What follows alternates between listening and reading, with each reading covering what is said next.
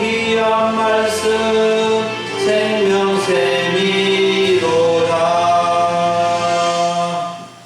아멘. 할렐루야. 오늘 2023년 7월 16일 7월의 세 번째 주일을 맞이해서 하나님의 말씀 같이 듣기로 원합니다. 오늘 하나님의 말씀은 창세기 41장 37절부터 57절 본문으로 문제의 해결사로 쓰임받은 요셉이라는 제목으로 전하고자 합니다. 사랑하는 여러분, 우리가 살아가는 이 세상은 수많은 문제들이 일어나곤 합니다. 좋은 일도 많이 있지만 어려운 문제들이 대부분의 사람들에게 직면할 때도 있습니다. 문제라는 것은 해답을 요구하는 물음, 논쟁이나 논의나 연구의 대상이 되는 것을 말하기도 하고, 또 해결하기 어렵거나 난처한 대상, 그런 일이 생기는 것을 문제라고 합니다. 학생들의 문제는 쉽게 시험 문제를 떠올리지만 또 취업 문제, 사업 문제, 농사 문제, 바다 농사 문제, 결혼 문제, 자녀 문제, 건강 문제, 또 먹고 사는 문제 등 수많은 문제들이 우리 앞에 놓여 있습니다. 개인적인 문제들도 있고, 가정과 가족들의 문제들도 있고, 마을이나 지역적인 문제들도 있고, 사회 전반과 국가적인 문제들도 우리 앞에 놓여 있습니다. 오늘날 우리가 살아가는 이 세상에 문제가 수없이 많겠지만 공통적이면서도 시급한 중요한 문제 5가지를 한번 뽑아봤습니다. 첫째는 잘 먹고 잘 사는 문제, 두 번째는 기후 이상의 문제, 셋째는 후쿠시마 원전 오염수를 비롯한 수많은 환경 오염의 문제, 네 번째는 젊은 층의 결혼 기피와 인구 감소의 문제, 다섯 번째는 우리나라의 경우에 인구의 수도권 집중화와 농어촌 인구의 노령화 문제로 생각해 볼 수 있습니다. 여러분들도 개인적으로 생각하는 이 세상의 문제들이 무엇일까 한번 생각해 보시고, 그런 문제들이 우리가 해결해야 될 문제고, 우리 하나님의 은혜로 해결되어져야 할 문제고, 우리의 기도 대목이 되어야 될 줄 믿습니다. 여러분, 이런 심각하고 중요한 문제가 있는데 해결하는 것을 포기하거나 해결사가 없다면 어떻게 되겠습니까? 큰 위기를 맞게 되고 큰 고통을 당하거나 죽게 되거나 다 망하게 될 것입니다. 인류의 역사 가운데도, 우리나라 역사 가운데도 가난의 문제, 싸움, 전쟁의 문제, 이런 문제로 인해서 멸망의 위기를 자초한 그러한 일들도 여러 번 있었습니다. 여러분, 인간 세상의 문제는 어쩔 수 없이 일어난 문제도 있지만, 문제를 일으키고 문제를 만들어내는 사람이 있고, 문제의 해결사로 쓰임받는 사람이 있습니다. 어쩔 수 없이 일어난 문제들이든 누군가가 일으킨 문제든 그 문제를 탁월하게 해결해 주는 분이 있습니다. 우리는 흔히 그런 분을 구세주다, 메시아다 라고 부릅니다. 하지만 우리 예수님은 우리의 인류의 본질적인 문제들인 죄의 문제, 죽음의 문제, 삶의 문제를 해결해 주신 유일하신 구세주 메시아이십니다. 오늘 말씀은 애굽 나라의 7년 풍년 문제와 7년 흉년의 문제에 쓰임받는 요셉의 이야기입니다. 오늘 요셉의 이야기를 통해서 교훈을 얻어서 우리도 요셉처럼 여러 가지 문제 많은 세상 속에서 쓰임받는 사람으로 살아갈 수 있기를 원합니다. 첫 번째로 살펴볼 점은 명철하고 탁월한 지혜를 갖춘 요셉의 모습입니다. 37절부터 39절을 보면 애굽 나라의 왕 바로와 그의 신하들이 요셉을 평가하는 내용이 기록되어져 있습니다. 바로와 그의 모든 신하들은 요셉이 바로 왕이 꾼 꿈을 명쾌하게 해석해주고 7년 풍년과 7년 흉년에 대한 대비책까지 제안하는 말을 듣고 아주 좋게 여기며 흡족하다는 반응을 보였습니다. 바로 왕은 그의 신하들에게와 요셉에게 차례로 자신의 소견을 말합니다. 먼저 신하들에게 이와 같이 하나님의 영에 감동된 사람을 우리가 어찌 찾을 수 있으리요 칭찬하였고, 요셉에게는 하나님이 이 모든 것을 네게 보이셨으니 너와 같이 명철하고 지혜 있는 자가 없다라고 칭찬을 아끼지 않은 것입니다. 사랑하는 여러분, 바로 왕은 이스라엘 나라의 왕이 아니라 이방 나라 왕이고 하나님을 잘 모르는 왕인데, 하나님을 검행하면서 요셉에 대하여 하나님의 영에 감동된 사람이라고 하고, 그의 하나님이 그에게 모든 것을 보여주셨고, 요셉처럼 명철하고 지혜 있는 사람을 이 세상에 없다라고 한 것입니다. 이방 나라 왕 바로가 하나님과 하나님의 영을 검행하는 것을 보면 참으로 놀라지 않을 수 없습니다. 여러분, 바로 왕은 요셉의 하나님을 믿었고 요셉의 말을 믿었습니다. 우리는 애굽 나라 왕 바로가 요셉이 하나님의 영에 감동되었고 하나님이 모든 것을 요셉에게 보이셨다고 말한 것은 자기가 그냥 한 말이 아니라, 바로 왕은 요셉을 통해서 요셉의 하나님을 알게 되고 요셉의 말에 대하여 자기 입으로 시인한 것입니다. 요셉은 바로 왕의 꿈을 해석해 주면서 그냥 해석해 준 것이 아니라 하나님께서 바로에게 평안한 대답을 하실 것입니다. 하나님이 그가 하실 일을 바로에게 보이신 것입니다라고 분명하게 말해 주었기 때문에 바로 왕은 요셉을 통해서 하나님을 알게 된 것입니다. 사랑하는 여러분, 우리가 하나님이 하시는 일에 쓰임받고 믿지 않는 사람이나 믿는 사람에게 인정받고 칭찬받는 길은 하나님의 영, 성령의 감동을 받아서 명철하고 탁월한 지혜를 가질 때입니다. 요셉은 명철하고 탁월한 지혜를 갖춘 사람이 되었는데, 본래부터 갖추어진 것이 아니라 하나님의 영이 그와 함께함으로 가능하게 된 것입니다. 명철하고 탁월한 지혜는 하나님의 영을 통해서 주시는 것이며, 명철과 지혜가 있어야 어떤 문제라도 해결사로 쓰임받을 수 있는 것입니다. 명철과 지혜는 함께 붙어 있는 것인데, 진정한 명철과 지혜는 하나님이 주신 것입니다. 명철과 지혜는 문제 해결의 열쇠가 되는 것입니다. 잠언 2장 6절에 보면 여호와는 지혜를 주시며 지식과 명철을 그 입에서 낸다고 말씀해 주고 있습니다. 여러분, 요셉은 인간적인 환경이나 조건이나 부모의 빽이 좋아서 문제의 해결사로 쓰임받은 것이 결코 아닙니다. 순전히 하나님과 함께하면서 하나님이 그에게 은혜로 주신 명철과 지혜를 얻어서 그 명철과 지혜로 쓰임받을 수 있게 된 것입니다. 여러분, 우리는 가정에서나 교회에서나 크고 작은 문제 앞에서 작아지고 또 한계와 절망을 하게 되고 불평과 원망을 하기 쉽습니다. 그리고 어쩔 수 없다고 포기하고 해결하는 노력을 하지 않을 수도 있습니다. 하지만 하나님과 함께하는 사람은 달라야 합니다. 내 힘이나 능력이 아닌 하나님의 능력으로 해결하기 위해서 기도하고 하나님의 도우심을 받아서 쓰임받을 때를 위해서 준비해야 하는 것입니다.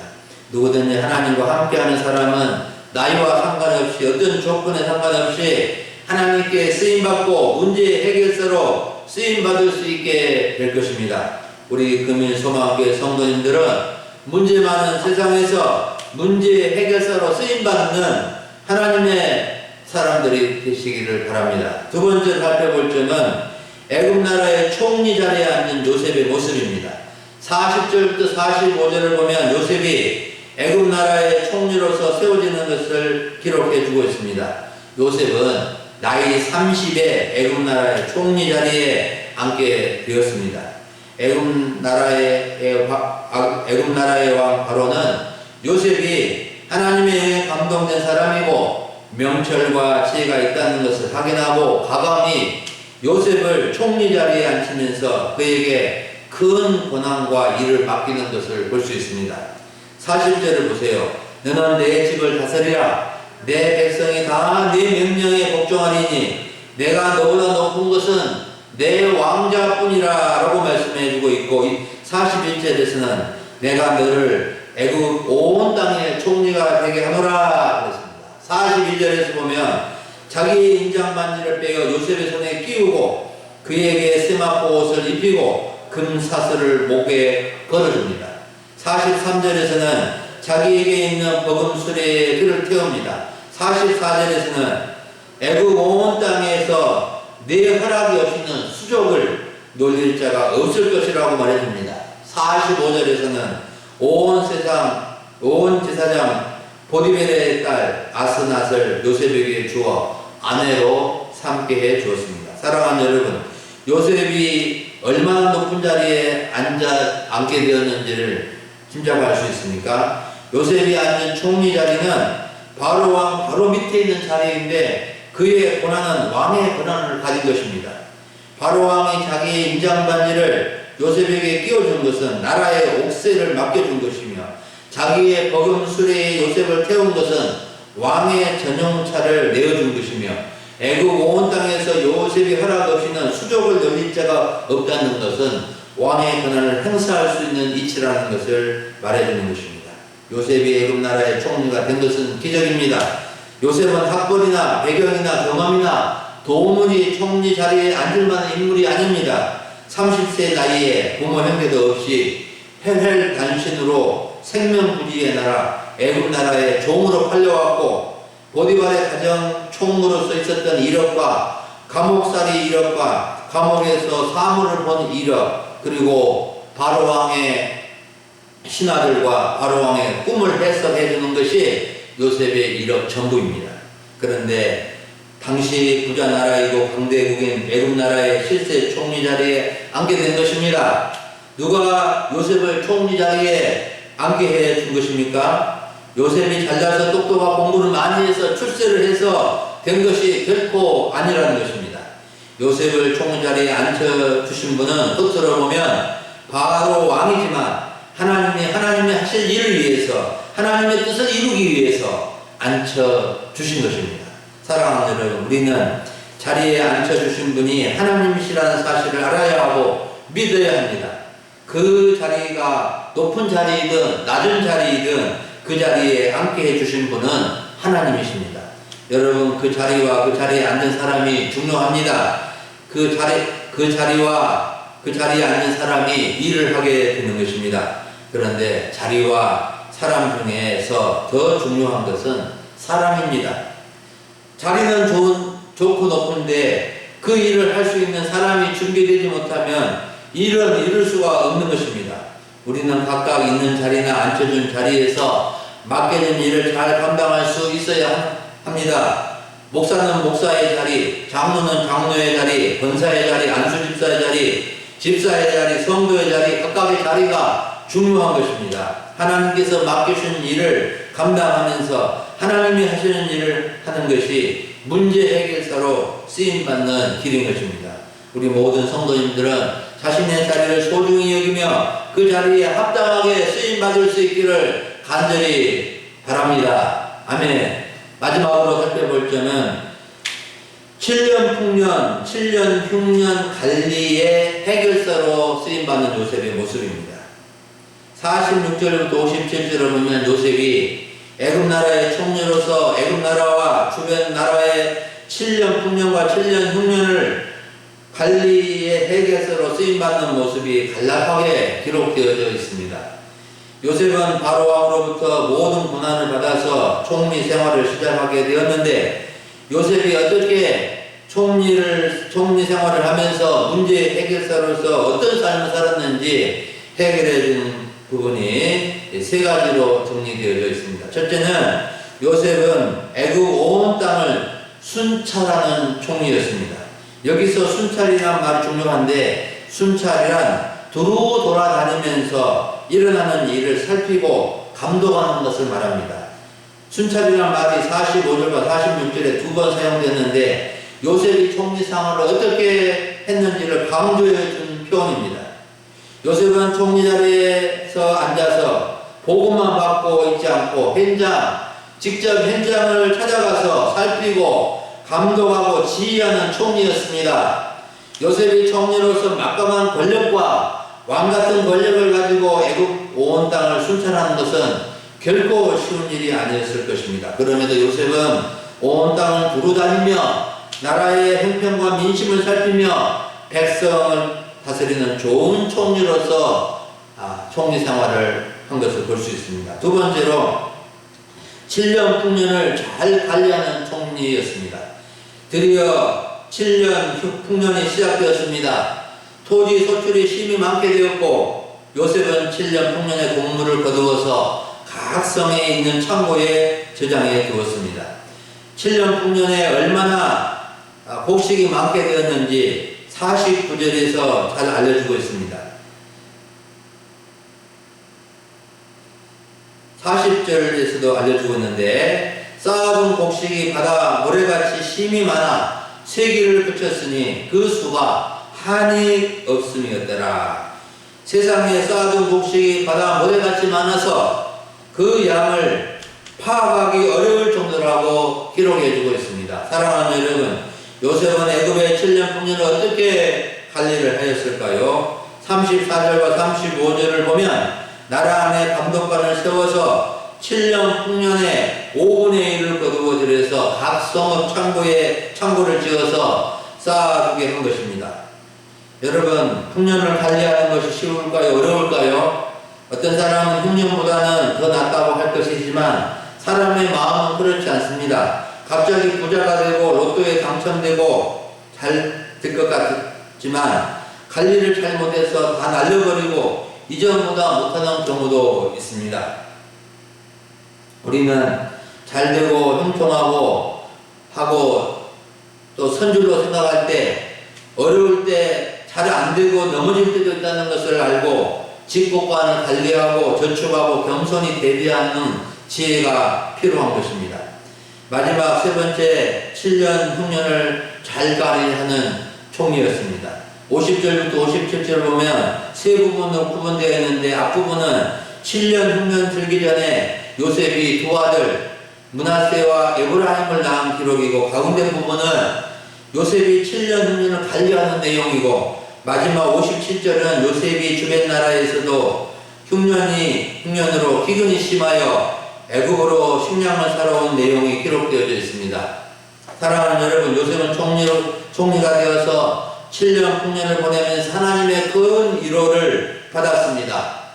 그가 첫 아들을 낳고 므낫세라는 이름을 지었는데 이 므낫세라는 이름의 뜻은 하나님이 자기에게 모든 고난과 아버지 집 슬픈 일을 잊어버리게 하셨다는 뜻으로 므낫세라고 이름을 지었고 둘째 아들은 에브라임인데 에브라임은 하나님이 자기를 수고한 땅에서 번성하게 하셨다는 뜻으로 에브라임이라고 이름을 지었습니다.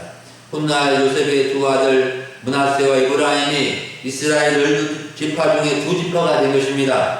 아무리 믿음이 좋은 요셉이라고 하지만 고난과 슬픈 일을 모르는 것이 아니었기에 총리 생활을 하고 7년 풍년을 잘 관리하면서 모든 고난과 슬픔을 잊게 하시는 하나님의 큰 위로를 경험하였고 하나님이 번성하게 하신 것을 경험하게 된 것입니다. 그리고 요셉은 혹독한 7년 흉년을 잘 관리하는 모습을 보여줍니다. 요셉이 7년 흉년을 관리하는 원칙은 7년 흉년에 창고에 저장해 놓은 것을 백성들이 굶어 죽지 않도록 잘 관리하는 것이었습니다. 얼마나 요셉이 철저하게 흉년을 관리하였던지 주변 나라에는 기근으로 먹을 것이 다 떨어졌지만은 애굽 나라의 창고에는 곡식이 많이 채워져 있었고 애굽으로 주변 국가들이 양식을 사러 올 정도였습니다.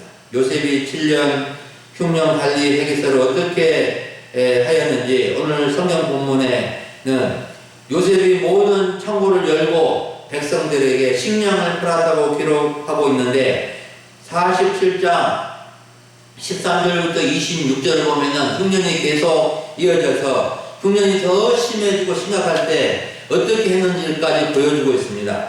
요셉은 국가적인 흉년 아니 세계적인 흉년을 해결하는 명철하고 탁월한 지혜로 해결사로 쓰임받았습니다.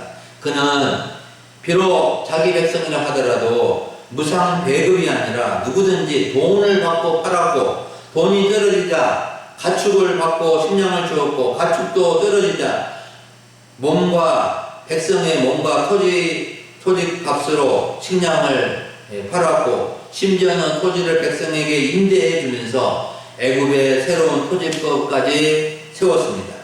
애굽의 토지법은 추수의 5분의 1은 국가에 내고 나머지 5분의 4는 종자와 농사 짓는 사람의 양식이 되게 하는 법이었습니다. 여러분, 요셉이 7년 풍년과 7년 흉년의 흉년 관리 회계사로 쓰임 받은 것에 우리는 어떤 교훈을 얻어야 할까요? 우리는 요셉처럼 총리도 아니고 어떤 특별한 지위를 가진 것도 아닌데 우리는 어떤 문제나 일에 대한 해결사로 쓰임을 받아야 할까요? 우리는 다 각자의 자리가 있습니다.